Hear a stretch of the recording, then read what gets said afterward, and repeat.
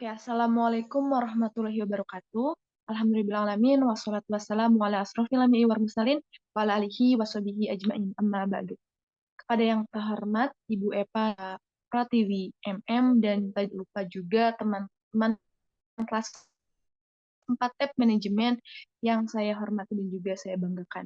Nah, alhamdulillahirrahmanirrahim, pada kesempatan kali ini kita dapat bertemu kembali dalam acara diskusi, yaitu diskusi manajemen sumber daya manusia. Nah, pada kali ini kelompok kami dari kelompok 3 akan mempresentasikan mengenai penilaian kerja. Bisa tolong di next semuanya. Terus ada Wahdah Fauziah, ada Yuni, dan juga terakhir ada Dela. Nah, untuk mengefektifkan waktu, eh, eh, eh, eh, kita mulai aja pemaparan materi dan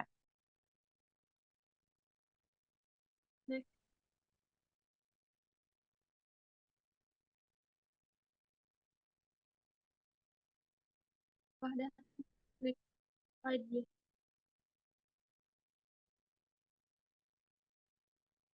Nah, materi yang pertama yaitu tentang pengertian penilaian kinerja.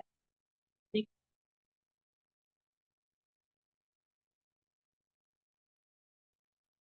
Di sini ada dua mengenai pengertian penilaian para ahli.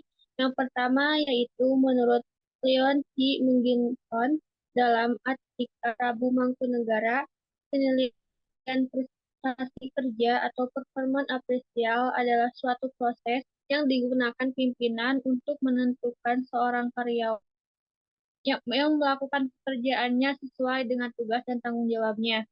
Lalu yang kedua, ada menurut Andrew Ella yang dikutip dari A3 Anwar Prabu Mangkunegara mengemukakan bahwa penilaian pegawai merupakan evaluasi yang sistematis dari pekerjaan pegawai dan potensi yang dapat dikembangkan. Penilaian dalam proses penafsiran atau penentuan nilai, kualitas atau status dari beberapa objek orang ataupun sesuatu barang. Nah, dari beberapa pendapat ahli tersebut dapat disimpulkan bahwa evaluasi kinerja atau penilaian kinerja adalah penilaian yang dilakukan secara sistematis untuk mengatur pekerjaan karyawan dan kinerja organisasi. Di samping itu juga untuk menentukan kebutuhan pelatihan kerja secara tepat dapat memperoleh dapat memberikan tanggung jawab yang sesuai kepada karyawan sehingga dapat melaksanakan pekerjaan yang lebih baik di masa yang akan datang dan sebagai dasar untuk menentukan kebijakan dalam hal promosi jabatan atau penentuan imbalan. Next. Selanjutnya ada proses evaluasi kinerja. Yang pertama, di sini tuh ada beberapa hal yang dinilai dalam proses evaluasi kinerja. Yang pertama itu hal umum dalam bidang produksi yang dilakukan pekerja dalam suatu perusahaan, seperti kualitas dari kinerja karyawan. Contohnya itu bisa dilihat dari kualitas penyelesaian dalam pekerjaannya, apakah baik atau buruk. Lalu eh, kualitas kerja, jumlah yang mampu dihasilkan karyawan tersebut. Jumlah ini bisa berupa jumlah unit atau jumlah siklus aktivitas yang dihasilkan. Contohnya, karyawan bisa dibilang bagus apabila ia mampu menyelesaikan lebih banyak tugas dalam jangka waktu yang telah di yang telah ditentukan oleh perusahaan. Lalu yang ketiga ada kehadiran seperti kedatangan karyawan ke tempat kerja. Contohnya karyawan tersebut apakah tepat waktu masuk kerja ataupun tidak. Lalu yang kedua ada hal umum dalam kepemimpinan. Contohnya seperti kualitas dari seorang pemimpinan itu apakah baik atau tidak, apakah bisa menciptakan lingkungan kerja yang sehat ataupun apakah bisa dalam menganalisis, dalam mengambil keputusan. Lalu di sini ada menurut MES menyebutkan bahwa terdapat dua syarat yang dilakukan dalam penilaian kinerja. Yang pertama itu kriteria pengembangan kinerja secara objektif dengan kualitas tertentu. Antara lain yang pertama relevansi, yaitu kesesuaian antara kinerja dengan tujuan kinerja. Yang kedua ada reliabilitas, yaitu kriteria yang menghasilkan hasil yang konsisten. Lalu yang ketiga ada diskriminasi, yaitu tingkat pengukuran yang menggambarkan perbedaan dalam kerja yang dimana untuk menunjukkan semua kinerja yang baik maupun buruk serta kinerja masing-masing pekerja tidak dibeda-bedakan. Lalu yang kedua ada berdasarkan efektivitas proses evaluasi. Yang pertama ada result based performance evaluation, yaitu penilaian didasarkan pada tipe penilaian kinerja untuk mencapai tujuan perusahaan serta melakukan pengukuran hasil akhirnya. Yang kedua ada behavior based performance evaluation, yaitu kinerja yang didasarkan pada perilaku pekerja ya untuk menilai pekerja dalam kemampuan mencapai sasaran serta bukan hanya dari hasil akhirnya atau lebih dikenal dengan end result. Lalu yang terakhir ada judgment performance evaluation, yaitu suatu penilaian yang didasarkan pada judgment suatu penilaian yang dilakukan secara menilai maupun mengevaluasi kinerja melalui perilaku spesifik kerja. Misalnya kuantitatif, kerjasama, dan lain-lain. Next,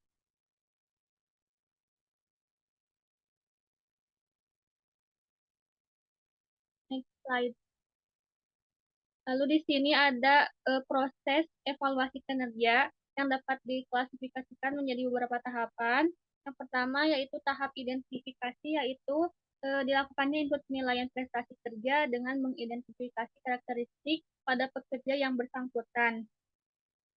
Yang kedua ada tahap pengukuran. Pada tahap ini proses penilaian prestasi kinerja berfokus pada penggambaran pelaksanaan tugas seseorang pekerja serta perilaku seperti apa yang dihasilkan.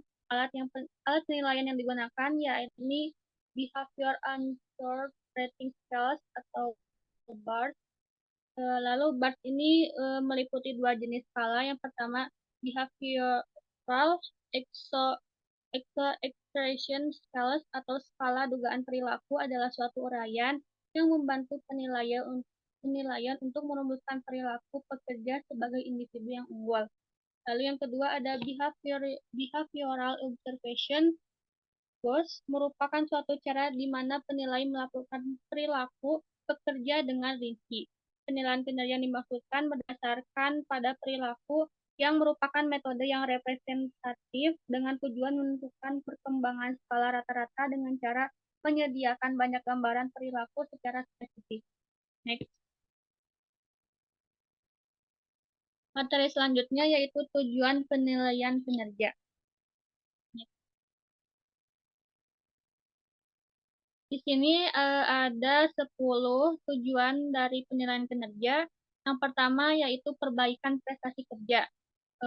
Umpan balik pelaksanaan kerja memungkinkan karyawan, manajer, dan departemen personalia dapat melakukan kegiatan-kegiatan mereka untuk memperbaiki prestasi. Lalu yang kedua ada penyesuaian kompensasi, yaitu evaluasi kinerja membantu para pengambil keputusan untuk menentukan kenaikan upah, pemberian bonus, dan bentuk kompensasi lainnya. Yang ketiga, keputusan-keputusan penempatan. Promosi, transfer, dan demosi biasanya didasarkan pada kinerja masa lalu atau antisipasinya.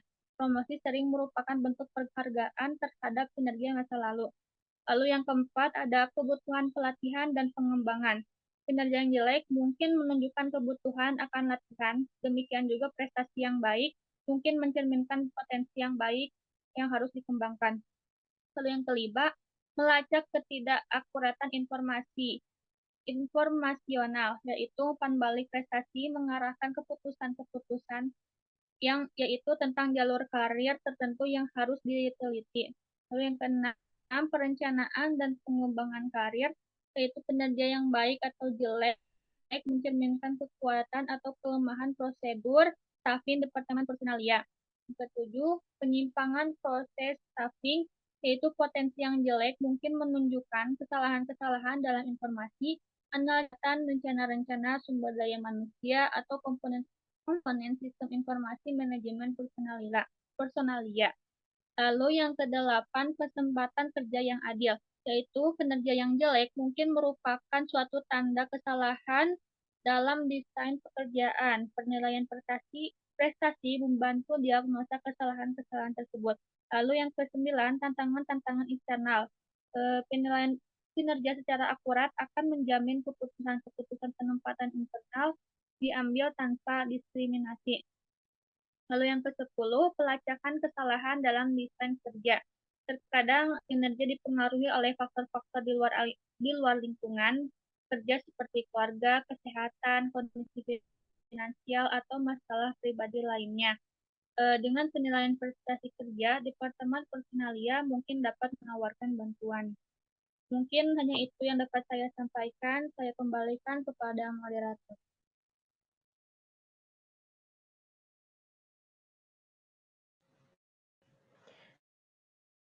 Baik, materi selanjutnya yaitu manfaat penilaian kinerja.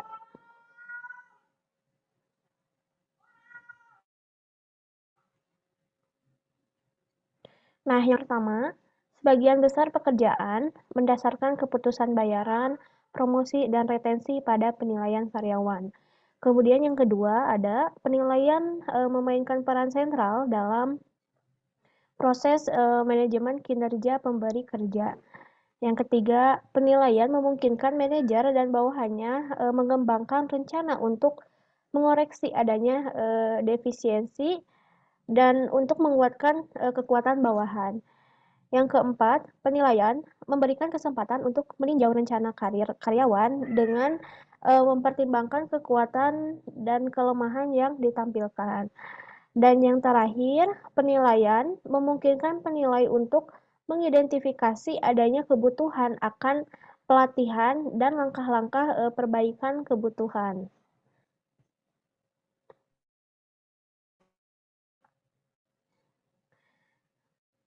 Selanjutnya,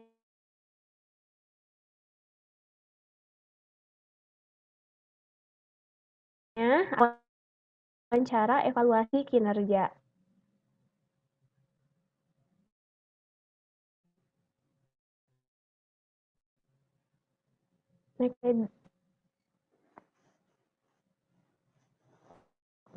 Nah, ada beberapa tujuan dilakukannya wawancara evaluasi kinerja. Yang pertama itu untuk memberi kesempatan umpan balik antara pihak penilai dengan pekerja yang dinilai. Kemudian yang kedua, untuk memberi kesempatan kepada pekerja yang dinilai untuk menjelaskan kinerjanya serta adanya kesempatan banding jika dirasa nilai yang diberikan penilai tidak sesuai. Kemudian yang ketiga, memberikan kesempatan untuk mengubah kinerja jika dirasa kinerja, perilaku kerja, serta sifat pribadi pekerja tidak memenuhi persyaratan standar kinerja yang ada. Dan yang terakhir, memberikan penghargaan jika kinerja yang dilakukan dinilai baik serta diharapkan untuk dapat dipertahankan dan dikembangkan. Selanjutnya ada syarat efektivitas penilaian kinerja.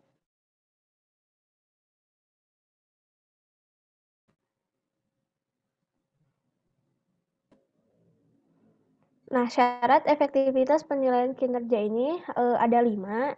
Yang pertama itu relevans. Nah, kaitannya jelas antara standar tampilan kerja dari suatu tugas dan tujuan organisasi. Jadi, hal ini menunjukkan bahwa harus ada keterkaitan atau hubungan yang jelas antara standar kerja dengan tujuan organisasi. Nah, selain itu juga harus adanya hubungan yang jelas antara unsur-unsur pekerjaan kritis yang diidentifikasi melalui analisis pekerjaan dan dimensi yang akan dinilai pada formulir penilaian.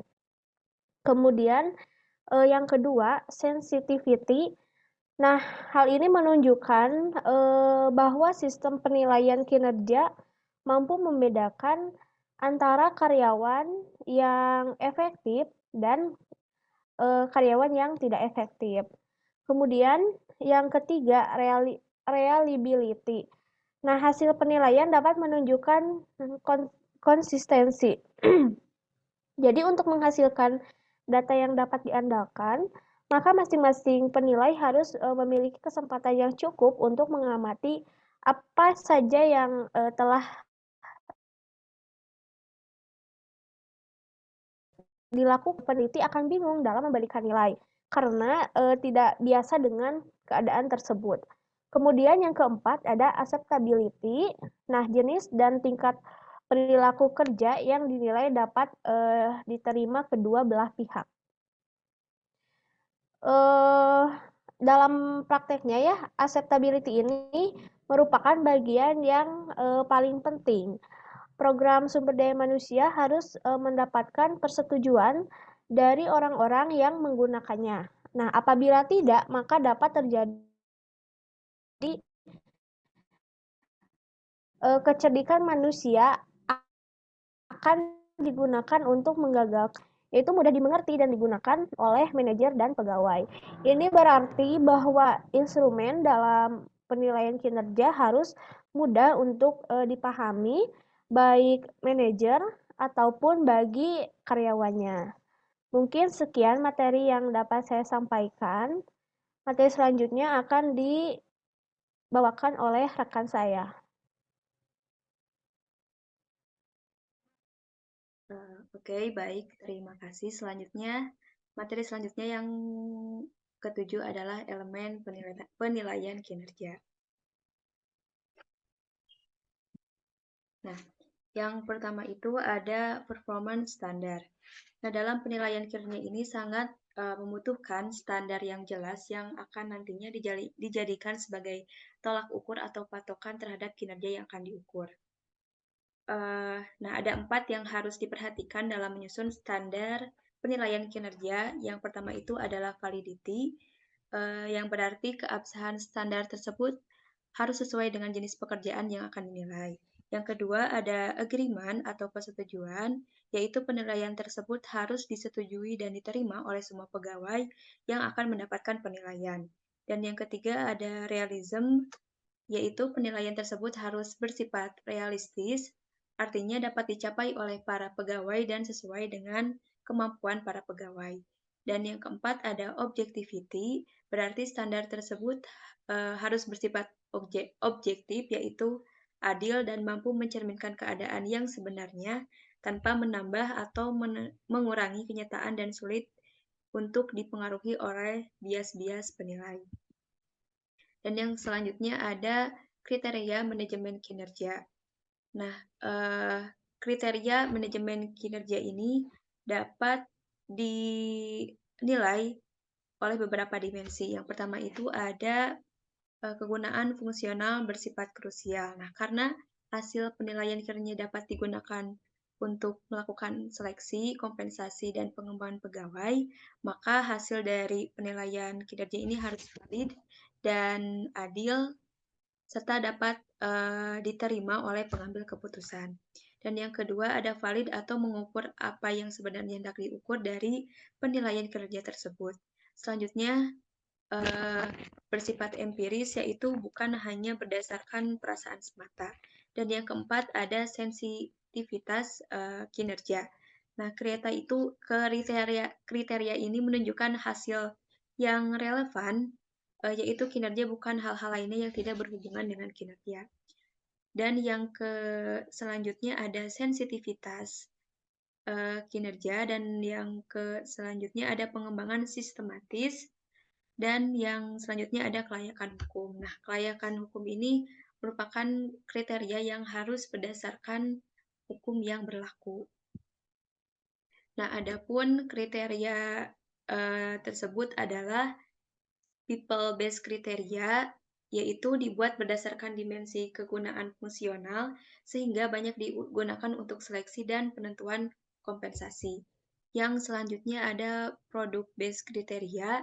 Nah, kriteria itu dianggap baik daripada people-based kriteria, karena kriteria ini itu didasarkan atas output yang ingin dicapai. Dan yang ketiga ada behavior based criteria. Kriteria ini mempunyai banyak aspek, bisa dari segi hukum, etika, normatif, atau teknis. Dan yang selanjutnya ada pengukuran kinerja atau performance measure. Nah, pengukuran kinerja ini dapat dilakukan dengan menggunakan sistem penilaian atau bisa juga disebut rating yang relevan. Nah, rating tersebut itu harus mudah digunakan sesuai dengan yang akan diukur dan mencerminkan hal-hal yang memang menentukan kinerja yang akan dinilai. Selanjutnya ada proses penyusunan penilaian kinerja. Nah, bisa dilihat ya teman-teman, ini adalah bagian dari proses penilaian kerja itu sendiri. Nah, sebagaimana yang ditunjukkan dalam bagian ini, titik awal proses penilaian kinerja ini adalah pengidentifikasian sasaran-sasaran kinerja. Sebuah sistem penilaian mungkin tidak dapat secara efektif memenuhi setiap tujuan yang diinginkan, sehingga manajemen harus memiliki tujuan-tujuan yang spesifik yang diyakini paling penting dan secara realitas dapat dicapai.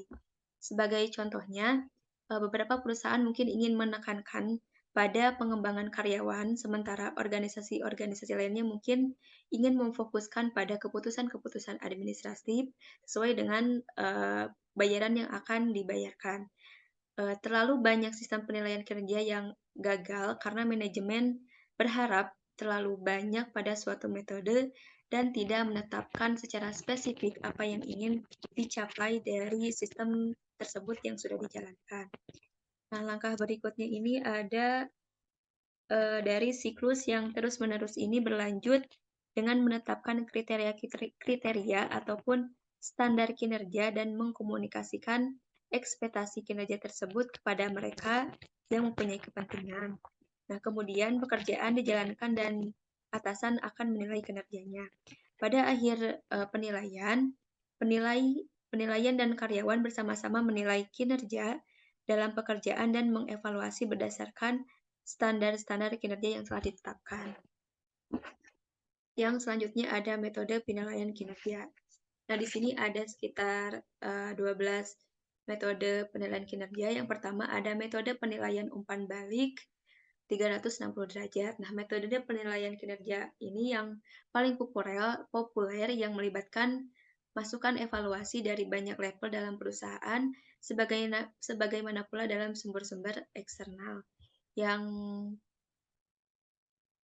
selanjutnya ada metode manajemen by objectivities atau MBO, memiliki 3 hal yang harus dilakukan, yaitu planning, monitoring, dan reviewing. Yang ketiga ada metode behaviorally encoded rating scale. Yang keempat ada metode human resource accounting method. Terus yang selanjutnya ada metode physiological appraisals. Yang keenam ada metode traditional assessment. Yang ketujuh ada metode assessment center. Yang ke-8 ada metode SI. Yang ke-9 ada metode critical incident. Yang ke-10 ada ranking method. Yang ke-11 ada model checklist. Dan yang ke-12 ada model graphic rating scales. Selanjutnya ada metode penilaian menurut Notice dan Pearson. Yang pertama ini ada metode penilaian kategori. Nah, metode penilaian kategori ini yang paling bisa disebut yang paling sederhana dalam penilaian kinerja penilaian. Nah, yang paling umum dalam metode ini ada yang pertama ada skala penelitian grafis dan yang kedua ada checklist. Nah, skala penelitian grafis ini skala yang memungkinkan penilai untuk menandai kinerja karyawan pada rangkaian kesatuan. Dan yang kedua ada metode checklist, yaitu alat penilai kinerja yang menggunakan daftar pernyataan atau kata-kata checklist dari penilai yang diberi tanda oleh penilai. Yang kedua ada metode komparatif, yaitu memerlukan para manajer untuk membandingkan secara langsung kinerja karyawan mereka terhadap satu sama lain. Nah, Metode komparatif ini terdiri dari peningkatan peringkat dan distribusi paksa. Nah, distribusi paksa ini merupakan metode penilaian kinerja di mana penilai dari kinerja karyawan didistribusikan sepanjang kurva berbentuk lonceng. Yang selanjutnya ada metode naratif. Metode naratif ini menguraikan tindakan karyawan dan juga dapat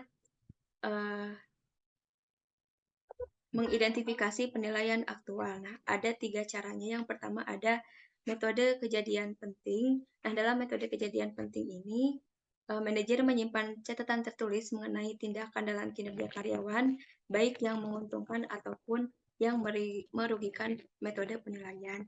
Yang selanjutnya ada esai, dan yang selanjutnya ada tinjauan lapangan, yaitu yang langsung terjun ke lapangan manajernya ya. Yang kedua, ada metode perilaku atau tujuan. Nah, yang kedua ini ada 2 cara. Yang pertama ada pendekatan penilaian perilaku, yaitu menilai lebih baik pada perilaku karyawan dibandingkan karakteristik lainnya. Dan yang kedua ada manajemen berdasarkan tujuan, yaitu menentukan tujuan-tujuan kinerja yang telah disepakati oleh seorang karyawan dan manajernya untuk dicapai dalam jangka waktu tertentu. Mungkin cukup dari saya, materi selanjutnya akan disampaikan oleh pemateri selanjutnya. Terima kasih. Oke, terima kasih. Pembahasan selanjutnya kita akan membahas tentang masalah dalam penilaian kinerja. Bisa tolong di next? Oke. Nah, di sini ada beberapa masalah yang mungkin dihadapi saat rekrutmen atau HRD melakukan penilaian kinerja. Nah, di antaranya pertama, ketidaknyamanan penilai. Terus ketiadaan objektivitas, artinya penilaian itu dilakukan secara subjektif, tergantung orang tersebut dekat atau tidak dengan penilai gitu. Terus ada horn error, sikap lunak atau sikap keras dari seorang penilai sendiri.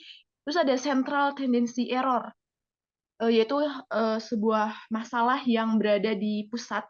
Jadi ada sedikit permasalahan yang ada di sistem penilaiannya. Terus selanjutnya ada bias perilaku terakhir, bias pribadi, manipulasi evaluasi, dan kecemasan karyawan itu sendiri. Oke, next. Oke, sekarang kita akan membahas tentang berbagai bias dalam penilaian kinerja. Bisa tolong di next lagi? Nah, ada beberapa bias yang terjadi saat melakukan penilaian kinerja. Yang pertama, halo effect. Halo effect itu kayak penilai hanya menilai dari orientasi atau perkenalan dari karyawan itu sendiri gitu. Jadi penilai tidak melihat seluk-beluk dari karyawan tersebut. Terus yang kedua, kesalahan kecenderungan penilaian secara berlebihan.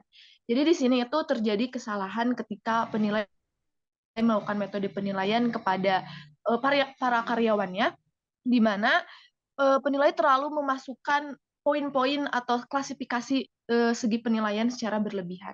Dan yang ketiga itu ada bias kemurahan dan ketegasan hati.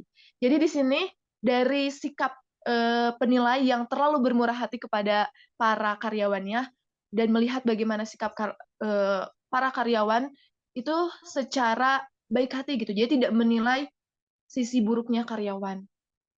Oke, next.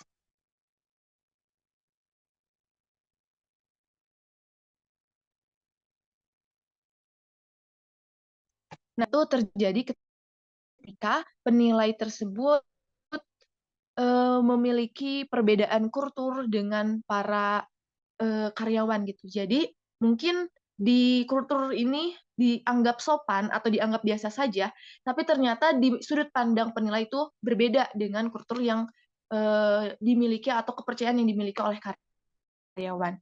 Dan yang kelima itu ada prasangka personal. Jadi penilai itu tidak melihat sisi secara objektivitas, melainkan melalui firasat atau prasangka tanpa melakukan metode penilaian yang benar, tapi melalui dugaan-dugaan sementara dari penilai itu sendiri. Oke, next. Nah, dari rangkaian pematerian tersebut, dimulai dari pengertian, terus tadi ada bias dari segi penilaian, kita bisa mengambil contoh studi kasus, yaitu dari BARC atau Behaviorally Encouraged Rating Scale. Nah, tolong di next untuk membaca studi kasusnya. Ini studi kasus yang terjadi di PT Kroes Company International. Jadi, Kroes Company jasa web hosting yang sudah berdiri sejak tahun 2005. Nah, PT Kroes Company International ini memiliki 3 kantor yang tersebar di Bandung, Jakarta, dan Yogyakarta dengan menggunakan tenaga dari 30 orang karyawan. Seperti perusahaan pada umumnya, PT Kroes Company International melakukan penilaian kinerja terhadap para karyawannya. Selama ini, PT Kroes Company International ini melakukan penilaian kinerja karyawan dengan mengamati laporan kerja harian. Jadi, metode penilaian kerja itu dengan melakukan mengamati laporan kerja harian. Lalu, PT Kroes Company International juga melakukan penilaian kerja karyawan dengan menggunakan metode grafik rating scale yang dilakukan selama setahun sekali. Next. Jadi ada 2 ya metode penilaiannya. Nah, kondisi yang terjadinya itu, PT Kroes Company International itu adalah sebuah perusahaan jasa web hosting yang sudah menggunakan metode grafik rating scale serta laporan kerja harian karyawan. Jadi ada 2 metode penilaiannya. Yang pertama, metode grafik rating scale dan laporan kerja harian karyawan. Terus namun pada pelaksanaannya, kedua metode ini dinilai belum efektif. Hal ini dikarenakan banyak karyawan yang menganggap sebatas formalitas saja. Jadi penilaiannya itu bersifat subjektif, tadi udah dijelasin dalam masalah penilaian. Jadi menilainya secara subjektif. Tidak terdapat standar yang jelas dan terstruktur dari proses penilaian PT Kroes Company International. Terus feedback atas capaian kinerjanya juga kurang jelas. Akibatnya, karyawan merasa tidak nyaman dan tidak termotivasi dalam bekerja. Next. Nah, di sini itu pembenahan penilaian kinerja menggunakan metode Behaviorally Encouraged Rating Scale ini dan manajemen by objektif ini mampu menyelesaikan masalah-masalah penilaian kinerja pada PT Kroes Company International. Jadi penyebabnya itu penyebab dari masalah tersebutnya itu kenapa? Nah, ini ada beberapa penyebab kurang efektifnya metode yang dilakukan oleh PT tersebut. Yang pertama itu standar penilaian kerjanya itu yang tidak jelas. Tadi kan sudah disampaikan oleh para karyawan merasa penilaian kerjanya itu kurang subjektif dan kurang transparansi dan tidak terstruktur juga. Terus tidak ada feedback atas pencapaian kinerja karyawan. Jadi setelah melakukan penilaian, setelah digunakan grafik dan membaca laporan harian karyawan tersebut, tidak ada feedback hal apa yang harus dilakukan karyawan untuk memperbaiki masalahnya gitu. Terus yang ketiga itu kental akan unsur formalitas. Jadi metode penilaiannya itu hanya dilakukan sebatas formalitas, hanya sebatas lembar di atas kertas aja gitu. Makanya tidak ada feedback yang dilakukan oleh PT tersebut. Lalu yang keempat, cenderung subjektif. Artinya penilaiannya itu tidak objektif. Penilaiannya itu hanya melihat dari sudut pandang orang-orangnya saja, bukan dari hasil kerja gitu. Terus yang selanjutnya metode yang digunakannya itu kan grafik rating scale itu hanya dilakukan setahun sekali. Jadi tidak ada, kalau setahun sekali itu kan cenderung lama ya. Jadi tidak ada metode ulang atau tidak ada penilaian secara kontinuitas dalam metode yang dilakukan oleh PT tersebut. Jadi hanya dilakukan 1 tahun sekali. Sedangkan 1 tahun sekali itu waktunya sangat lama sekali. Jadi feedback-nya tidak diberikan, terus metode yang dilakukannya juga hanya setahun sekali. Nah, tadi kan sudah dibahas tentang penyebab dari penilaian kerja dari studi kasus tersebut. Yang terakhir itu ada hanya menilai aktivitas dari perilaku kerja. Selanjutnya yang terakhir itu tidak menilai hasil kerja setiap karyawan. Jadi kan penilaian kerjanya itu dilihat berdasarkan catatan karyawan saja. Jadi otomatis yang dinilainya itu dari karyawan yang mengisi catatan tersebut. Jadi seluruh karyawan tidak dinilai, seluruh anggota karyawan itu tidak dinilai. Coba di next lagi. Tadi kan ada penyebab, sekarang akibat dari penyebab tersebutnya apa? Jadi dari beberapa penyebab tersebut dihasilkanlah dalam mengontrol kesulitan karena pertama semua anggota seluruh penilaiannya itu tidak dilihat berdasarkan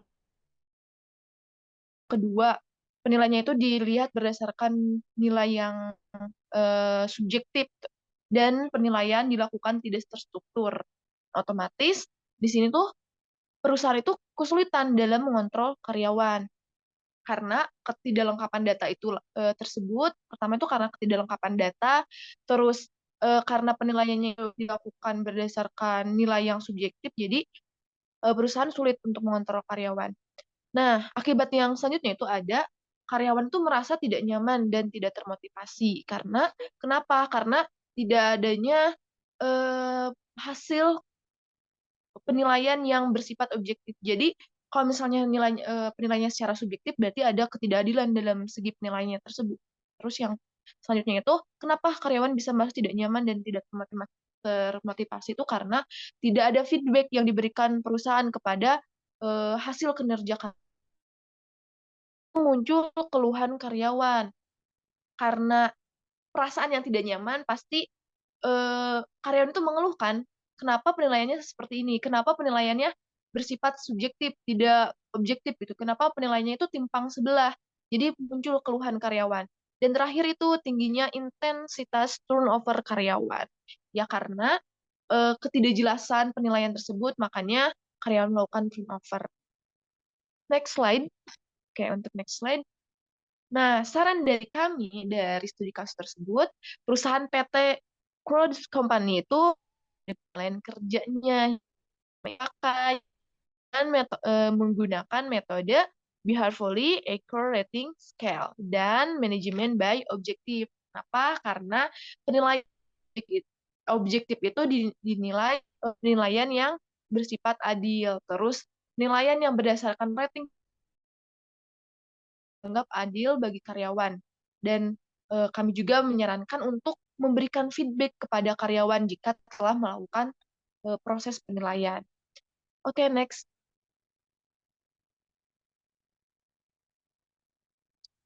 Oke, bisa tolong di next.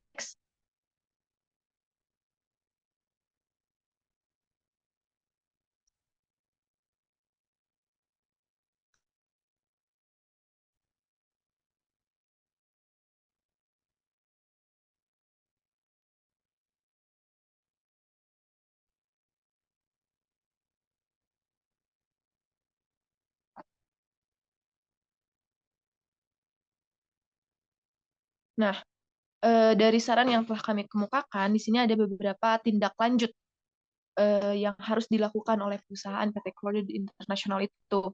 Nah, jadi apa tindak lanjutnya? Yakni menggunakan metode Behavioral Accuracy Rating Scale dan manajemen by objektif. Nah, metode Behavioral Accuracy Rating Scale ini diharapkan menjadi sebuah jawaban atas kebutuhan perusahaan akan metode penilaian kinerja karyawan yang sifatnya lebih objektif. Terus selain itu juga penilaian kinerja ini juga dilengkapi dengan by objektif. Nah, hal ini bertujuan untuk menjawab kebutuhan perusahaan akan penilaian kinerja karyawan yang memiliki standar atau feedback, standar dan feedback. Nah, dengan menggunakan kedua metode ini, diharapkan dapat mengatasi masalah yang terjadi pada penilaian kinerja karyawan yang dilakukan oleh PT Road Company International. Jadi, kami di sini itu dari studi kasus ini kami mencoba metode yang mungkin bisa digunakan oleh PT Crowd Company International agar metode penilaian objektivitas itu apa? Kan yang pertama, metode behavioral rating scale dan metode manajemen by objektif. Next.